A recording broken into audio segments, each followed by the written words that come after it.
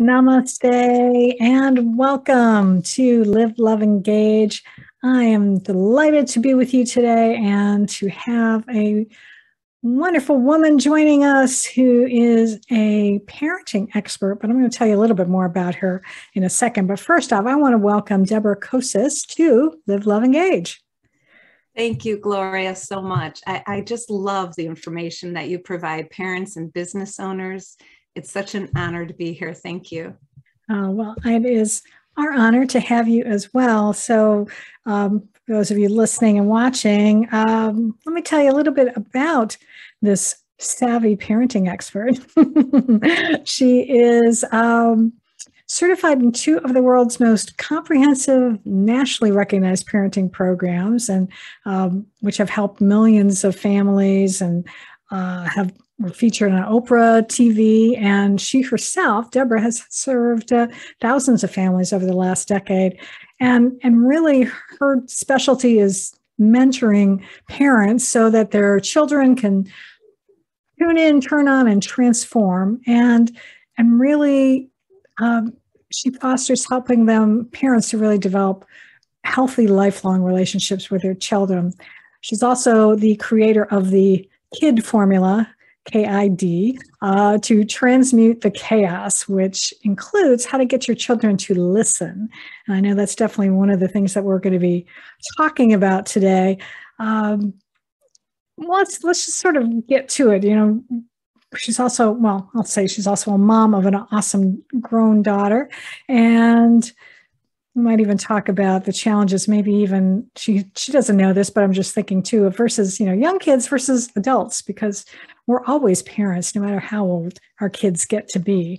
But let me start off first with, why is it your passion to help parents and children? What drew you to become this parenting expert?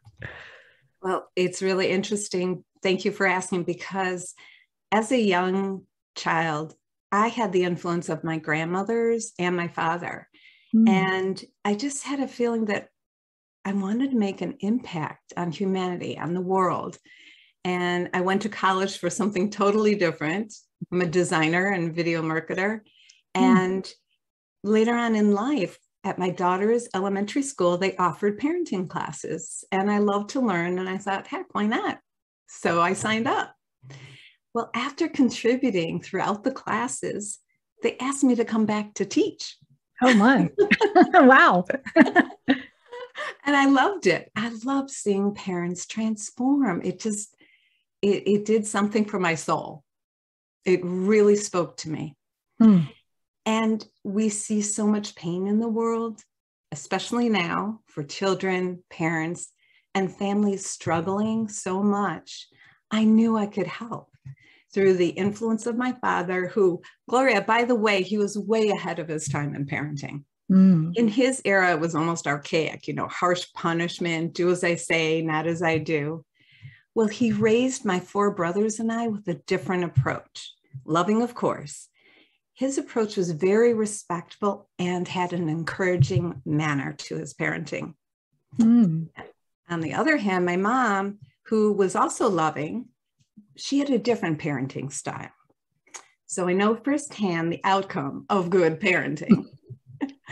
And from my grandmothers, as I said before, they had the courage to stand up for what they believed in and were of service to others.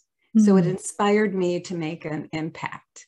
And Gloria, after taking those classes, I finally found, and coming back to teach, I finally found my passion in making a difference in the lives of children and parents, so they can also enjoy the loving, gratifying relationships with their children. And as you said before, I say for a lifetime, and then pass it on to future generations. That's the beauty of it.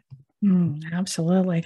That's really awesome that your dad, had sort of a nurturing parenting style. Could you give me an example of something that he did that maybe, the typical fathers possibly of his generation would not do that he did instead? Wow. There's a whole list. In fact, when I became certified, I called him on the phone and I said, Dad, you could have written this course. because so many of the things I grew up with, that's what I'm teaching other people through this course. If there was an issue, he had a family meeting and we would talk about it. He'd hear everyone's opinion about it. We talk and come to a solution. So that's not what you would normally see.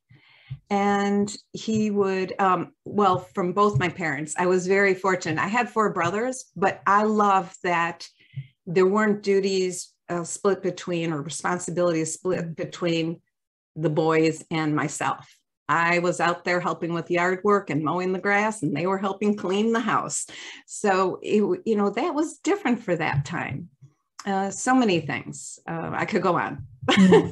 Well, those are good examples. And yeah, you're very fortunate to have that kind of role model to inform you. When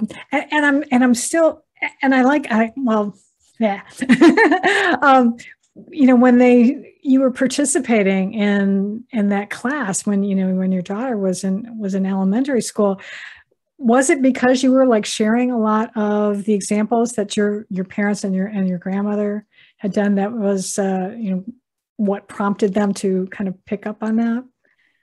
I think so.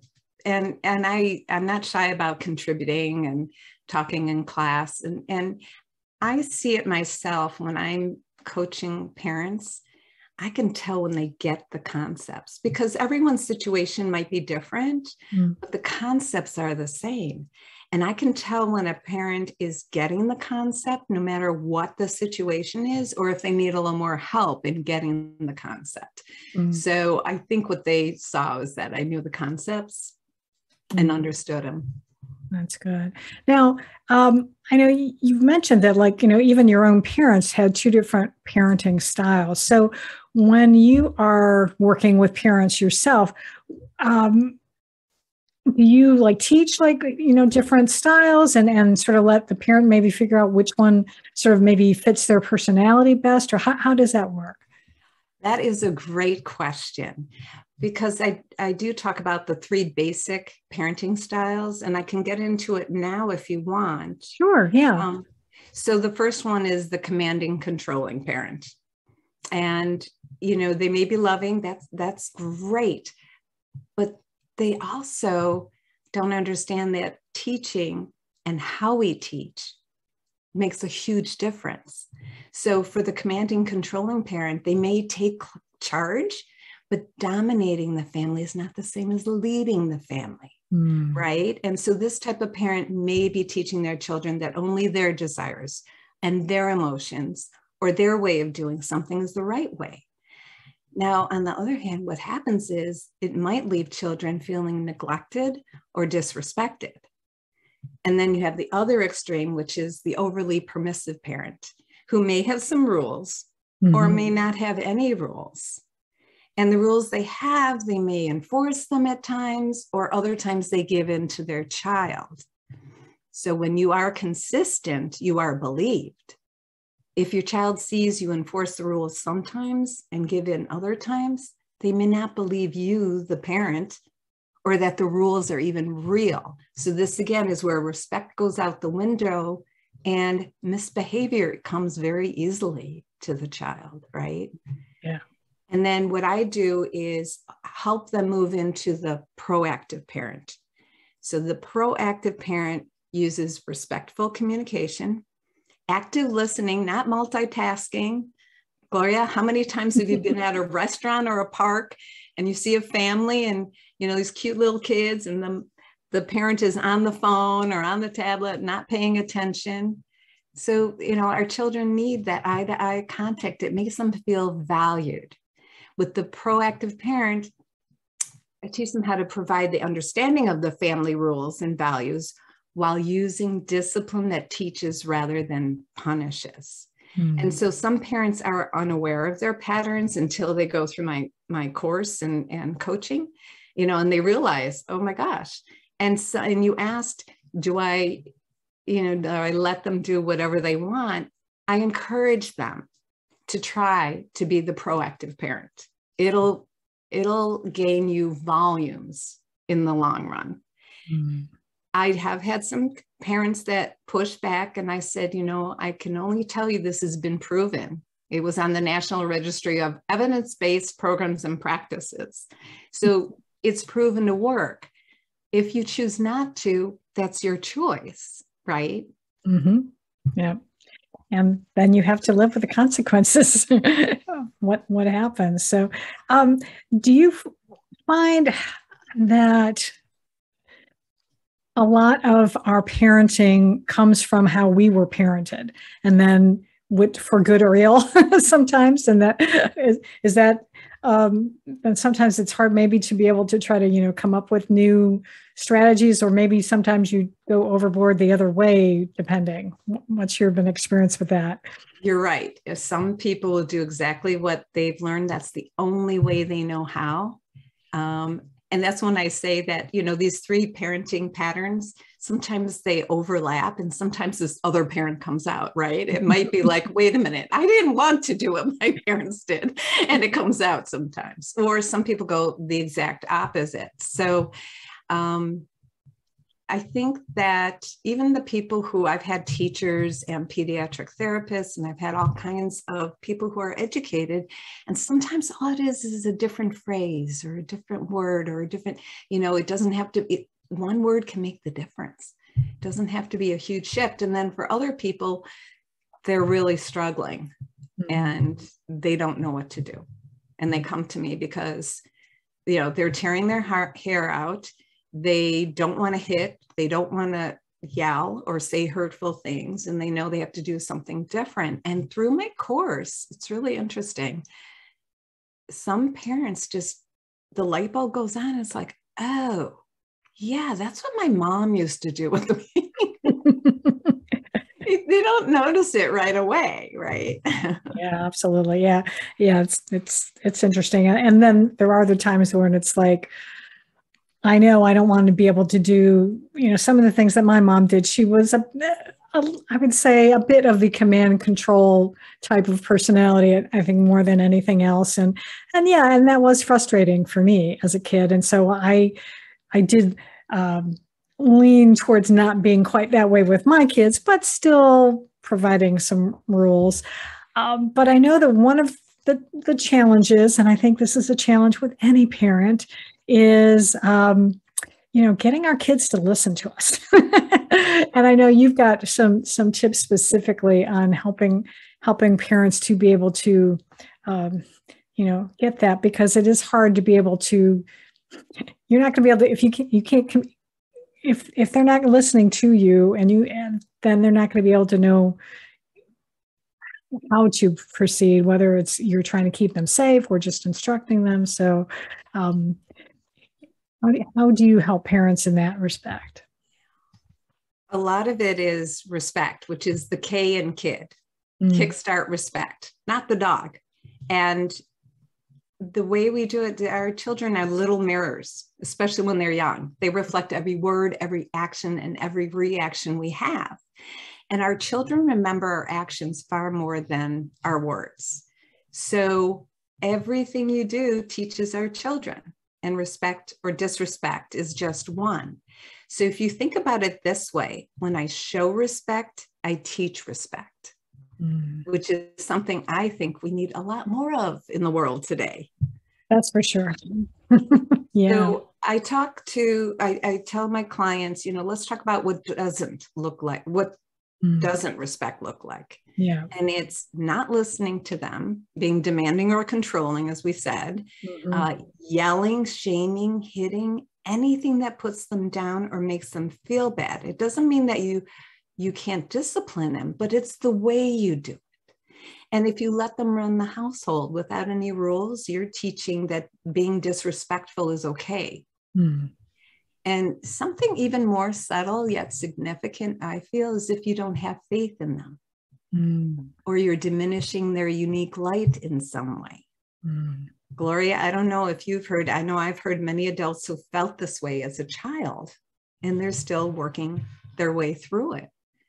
So I'd like to frame this with a story of a bigger concept of mutual respect. Okay. One of my clients, Kayla, was frustrated with her daughter's need for her daughter to lose some weight. And so she insisted she play basketball, thinking this would be fun while losing the extra pounds, except it was a huge battle every time. So I asked Kayla, was there ever a time when your parents wanted you to do something that you really didn't want to do? Get this. She said, yes. My mother demanded I play basketball. Oh, no. So we talked further, and Kayla revealed she hated to play basketball. She even cried over it. And I said gently to her, can you see how your daughter feels when you demand she plays basketball? Gloria, she didn't realize it at first. And when she realized it, she really reflected, and there were tears in her eyes.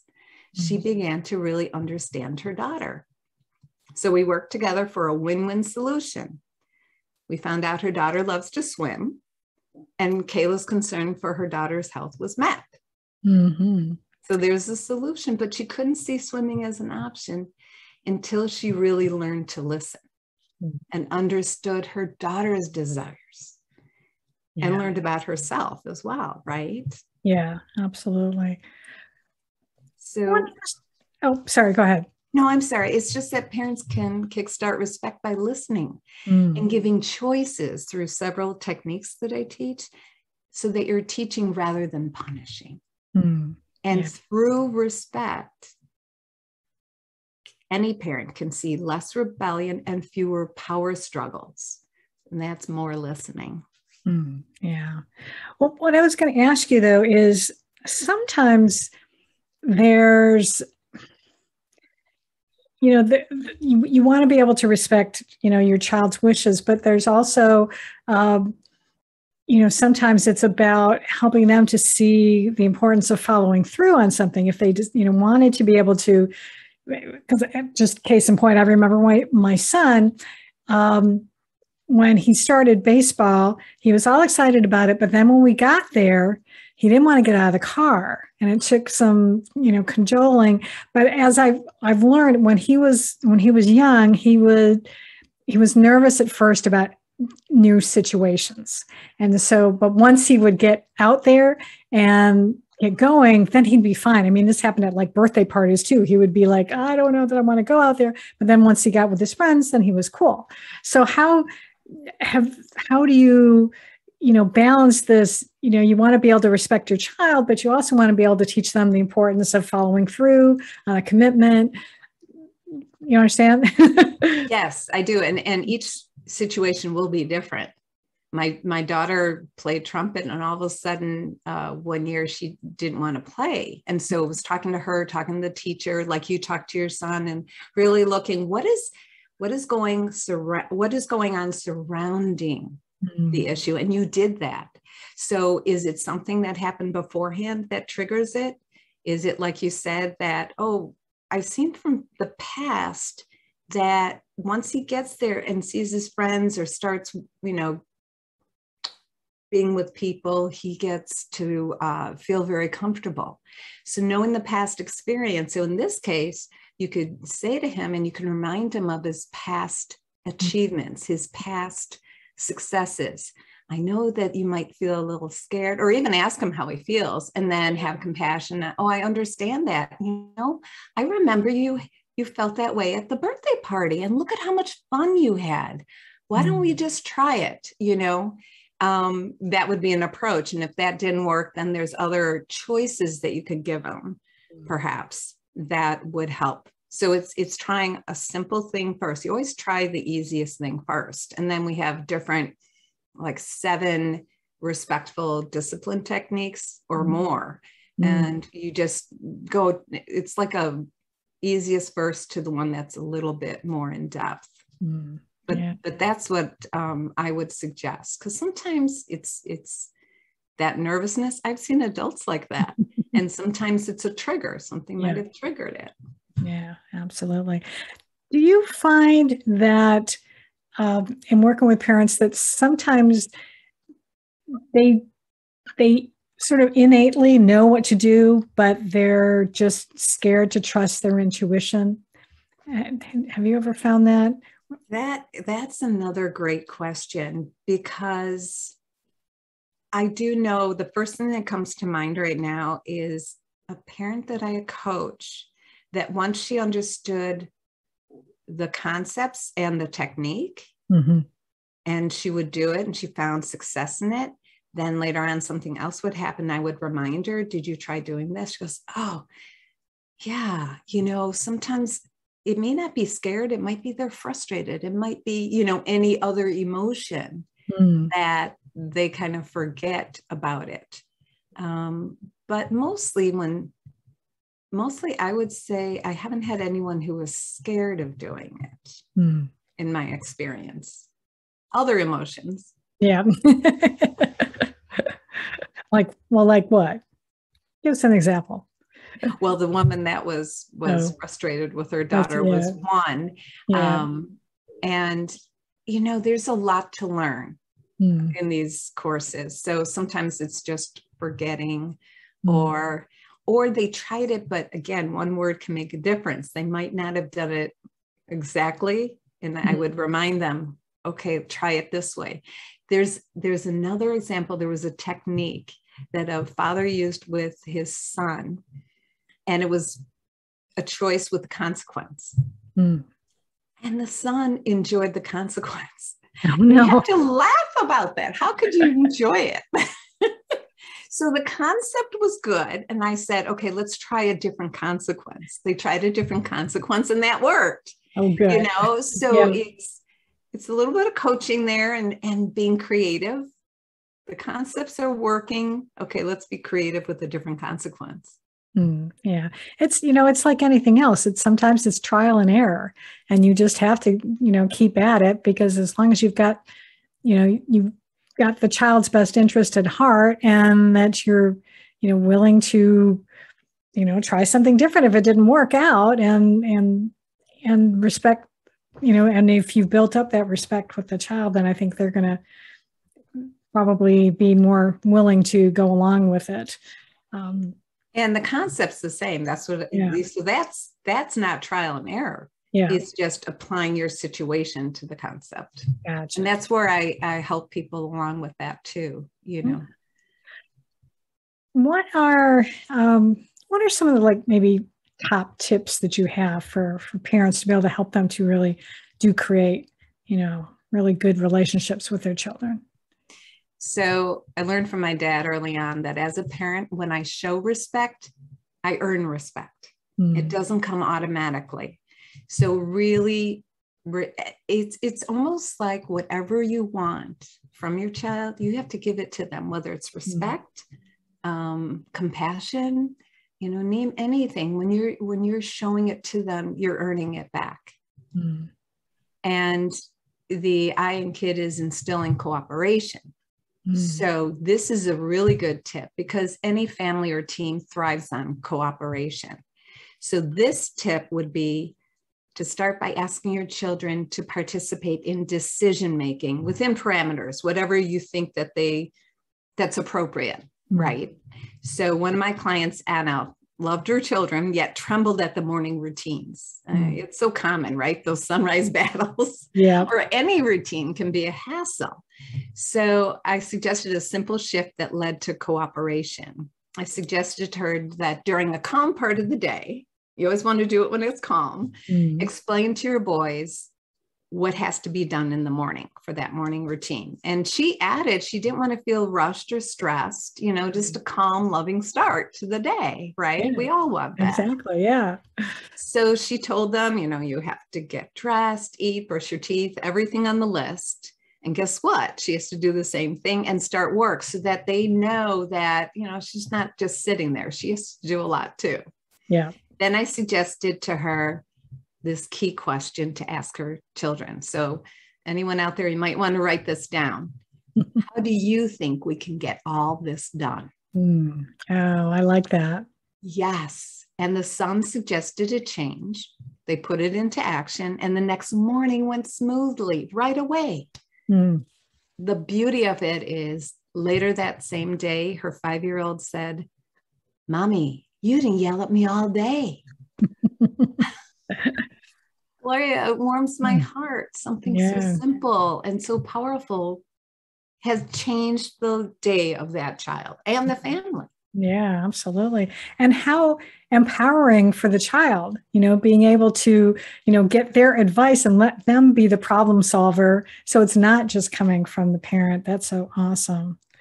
It is. And I usually say to people that, you're now giving your children shared responsibility and ownership of the conflict and being a part of the solution. So your children have a part in the issue, and it's not about being a mean mommy or daddy, right? Right. And because they participated and they feel valued, I mean, there's so many reasons, you're opening communication, you're giving them a sense of control over their lives. Yeah. It was something so simple. I think it was just the order in which he did things on the list. But he got to have some control over his own life. And so things went smoothly. Huge. This is huge. Because think about, Gloria, how many things that happen in life when kids feel powerless, right?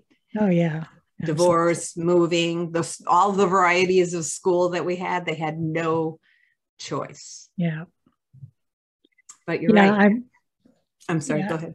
Oh, no, I was just going to say, yes. I mean, I am so grateful that my children are grown and that I can only imagine trying to, especially, a lot of the folks that are listening to this and watching are entrepreneurs. So trying to be able to build a business and then now suddenly have to, not maybe dealing with homeschooling. Some people do homeschool out of choice, but now maybe that really wasn't your deal. And now it's like, oh, now I've got to manage this or make sure that they're getting online and going onto Zoom and getting their lessons. And it's, I just, my heart goes out to parents all over who've had to deal with this stuff in this past year and a half now. Absolutely. I reached out to a wonderful couple that attended my workshops, and they said all the methods helped them tremendously, especially during this last COVID. And they were homeschooling already, but there were so many changes within their family of 7 children. Seven children. Wow. So all of these techniques helped them so much. One of them had special needs. So, I mean, think about homeschooling 7 children, and it's amazing when, yes, it helps to be organized and all that, but again, it's the way you present yourself to your children, and you can still be firm. You still, you're still firm about your values and your rules. You're not wishy-washy or anything like that, but it's just a more respectful way and certain techniques that really work. Yeah. Now, I can definitely see the value of, if you're just becoming parents or you've got little kids and you go to your course, take your course and you're getting some good foundations now for being able to raise the kids. But let's say they missed out on that at the beginning and now they've got teenagers. So what advice do you have for parents of teenagers who, like I said, maybe they're doing the best they can, but they didn't get your guidance early on? How can they handle, because especially, and again, this comes into a lot of times, this is when teenagers are really trying to, be their own person, and they're going to, what is it? They may hear you, but they're not listening, or vice versa, whatever it is. It goes in one ear and out the other. What advice do you have? Teenagers speak in code too, right? So, participation is one in the decision making, because you are showing you have confidence in them and they feel valued. You're teaching cooperation and responsibility. You're teaching them problem solving, really. And even negotiation and persuasion. And that's especially good for teenagers. And you're strengthening the family bonds.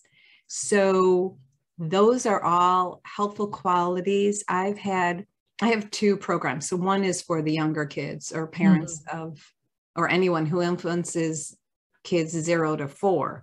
Right. So with parents of teenagers, I would say come to the older class, which is for 5 and older, because these techniques are great for any relationship. I used one of the techniques with my own parents and it worked beautifully. It wasn't, manipulation or anything. It was just actually it's described in the gift that I'm giving your audience. But these techniques, I had a father who took my course, my workshop, and he had a son in high school, a son in college, and a son who was 26 years old. And he said it helped with all three of them. So the beauty of these, the things that I'm helping parents to instill in their children, I've gone to sales seminars, business leadership, all these different things as an adult. Mm-hmm. You're teaching your kids to become future leaders. That's how good it is. Yeah. And it makes sense. I mean, especially I would think even, teaching like negotiation, for instance, that is a skill that you're going to use for the rest of your life, because you're always going to be negotiating, whether it's, negotiating with an employee or your boss, or maybe negotiating to buy a car, whatever. you're going to need that skill. And so it's great that you can help your children learn this at an early age. I know I wish I had been taught that, because I had to learn that as an adult, and it was not as easy. I think exactly. Oh, and you took the words out of my mouth. Absolutely. It's something they can use forever. Yeah. Is there something that maybe a commonly held belief about parenting that you really think is, outmoded and needs to be thrown out? Well, doing as I say, not as I do. I don't know if people do that anymore, but I know that was done generations before. But some people think that I should tell them and they should listen. Done. That's it. I'm the parent. Yep. My way or the highway. Exactly. And our children are too smart these days. They really won't stand for it. I do encourage parents to explain. My father did too. I guess that's where I got it from too, is that they explain why things are happening. Why is it that we want to do it this way? Why is it this is our value or the rule?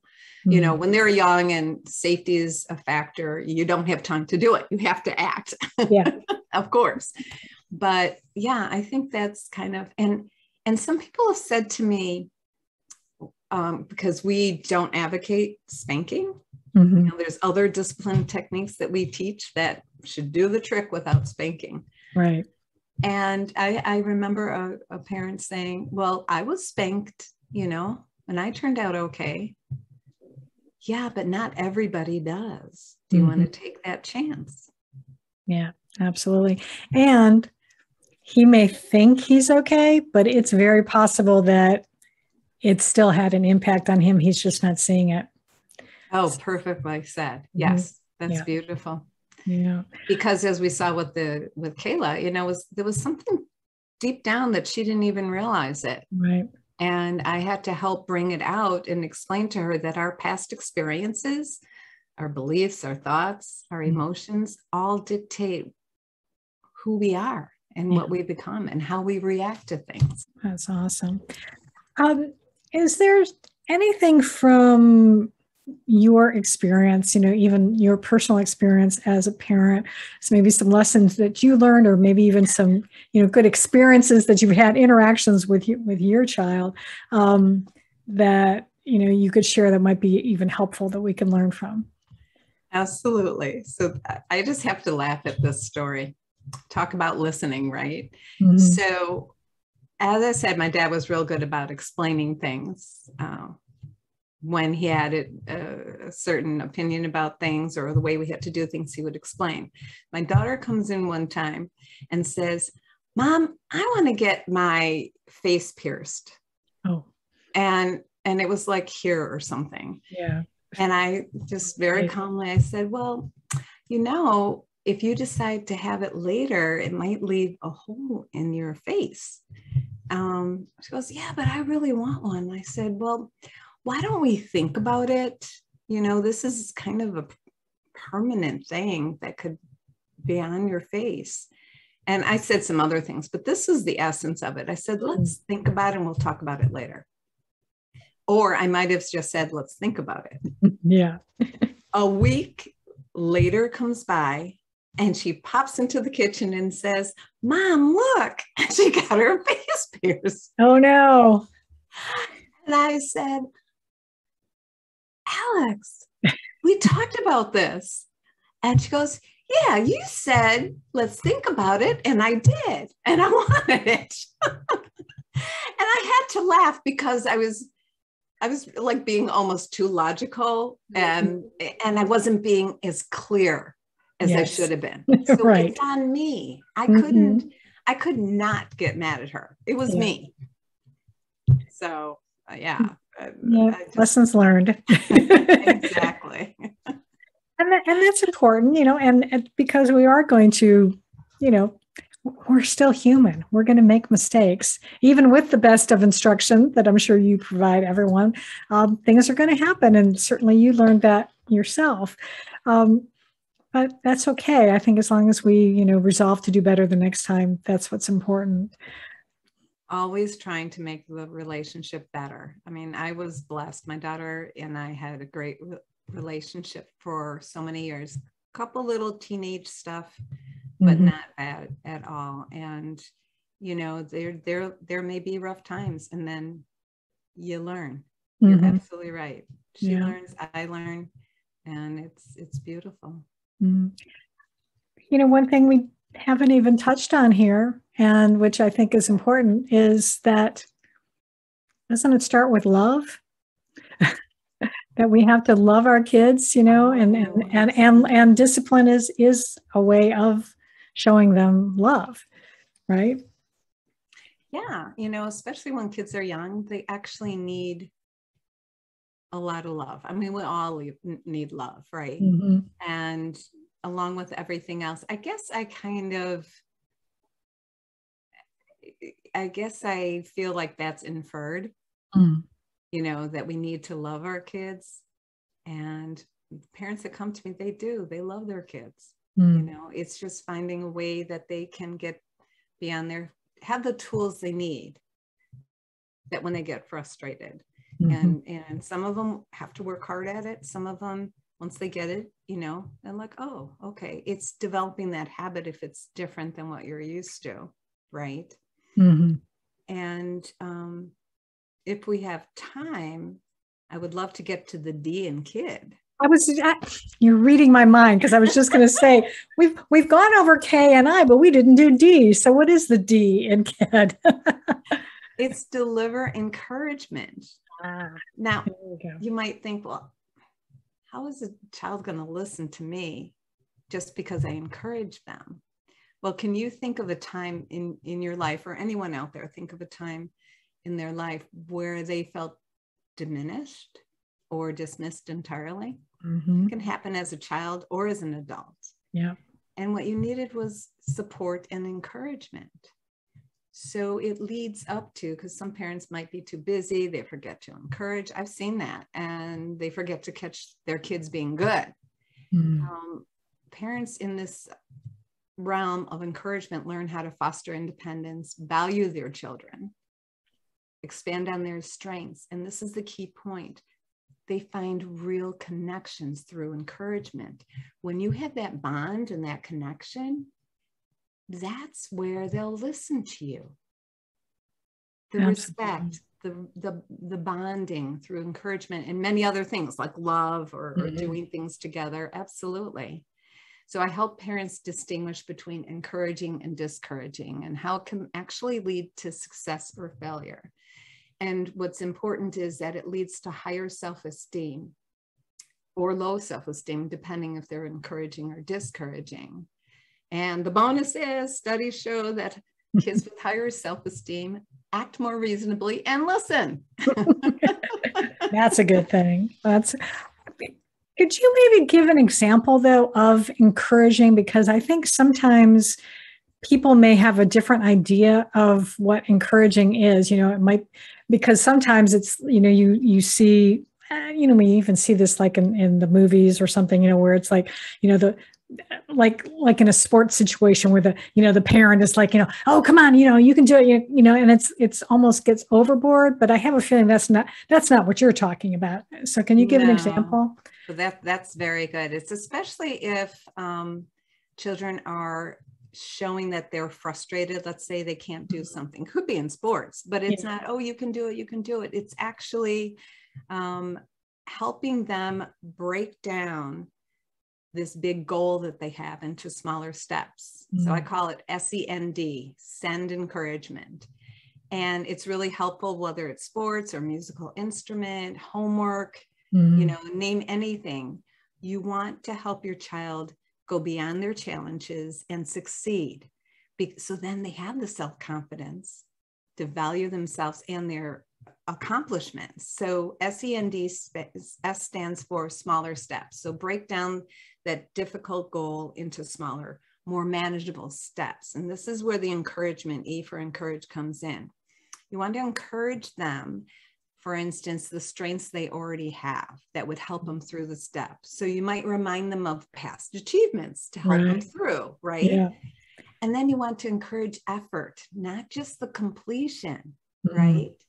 So, and it's a gentle encouragement. It's not like that movie Whiplash, you know, you can do it, do it, do it. You know, it's more of a gentler encouragement. And then N is for next step. You know, they got through the last step and now they're ready for the next one towards the goal. And it's repeat, encouragement, next step, encouragement, next step. And then D is just, don't forget to celebrate successes and efforts. And we really, the program, and I too believe this, that it's not rewards like money or treats to celebrate, because this is really important. We want them to feel self-motivated. You're not always going to be there, you know? It really sets them up for life, for them to be self-motivated. And, you know, who would like to see their children overcome their obstacles and not quitting at the first step of frustration, right? So, I mean, we all had to pivot and go through so many challenges lately. Yes. And we needed the courage and confidence to keep going, right? Yeah, absolutely. Yeah. And that's where that modeling comes from again, that you talked about earlier, is that if our kids see us, you know, kind of rolling with the punches and trying new things and, you know, not letting, you know, the stress of what's going on, you know, defeat us, then it can help them, I think, give them that encouragement to carry on as well. Yeah. Absolutely. Is there anything else that maybe I should have asked you, you know, in relation to this that I haven't, that you think would be important for parents out there to know? Well, there are so many things. I've only been able to, you know, with our time, of course, yes, on a few things, but it doesn't matter if you have a lively child or a special needs child. All of this helps, you know, even, you know, a beautiful child. It's like I said, I took this and I just wanted to learn, and I learned so much more than I ever thought I would. So we can work together to ensure your child is seen and encouraged. And what I love about this is that you can feel more confident and calmer as the days are going more smoothly, right? Yeah. And I love that through added communication skills and the discipline techniques, you're empowering your children to have a voice, yet you're teaching family rules rather than punishing.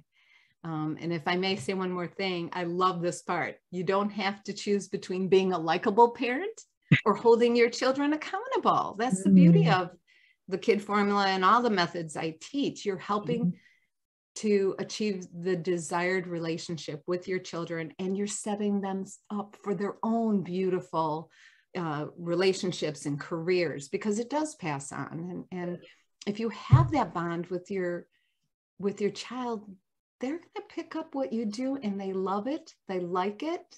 They're going to do it to their children. Yeah. So it is passing along to future generations. And that's so important, because that is what we want. You know, we want our children to succeed. We want them to thrive. We want them to grow up to be responsible adults, and we want them to enjoy life as well. So if we can give them the tools to be able to do that, and to, yeah, and as you say, to be able to then pass on what they've learned, like you did, with your parents and your grandmother, you've passed that on and helped so many people that now they'll be able to do the same, and we can keep this positive ball rolling and helping more people to be more understanding and good negotiators and happy, healthy people. And respecting all people. I saw that with my father and my mother. Doesn't matter who the person is, what stage, what background, doesn't matter. Respecting all people. Yeah, that's truly what we need more of in this world. So I'm glad that you're doing your part to foster that in future generations.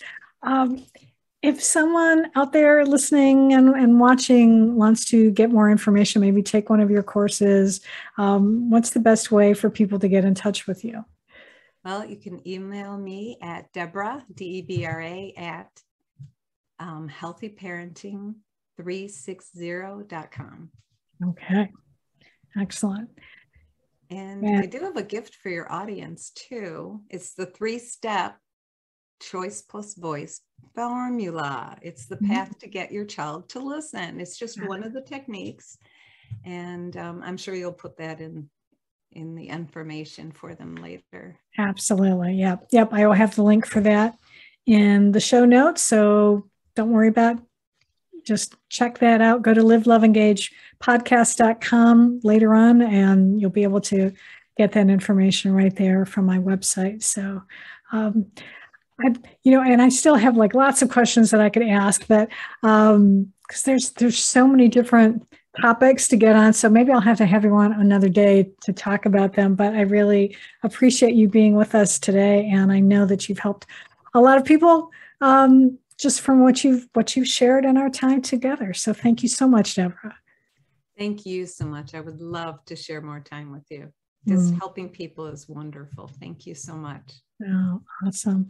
And thank you for listening. And I hope you have gotten a lot of value out of this episode in particular, and all of the episodes. And if you would care to leave us a review, I would love that too. You can go to, actually the best place to do it is go to podchaser.com/live, love, engage. And that would be great. And next time I might even give someone a shout out for leaving a review, because I know we've got a few on there, but their names are escaping me at the moment. So I'll have to do it next time.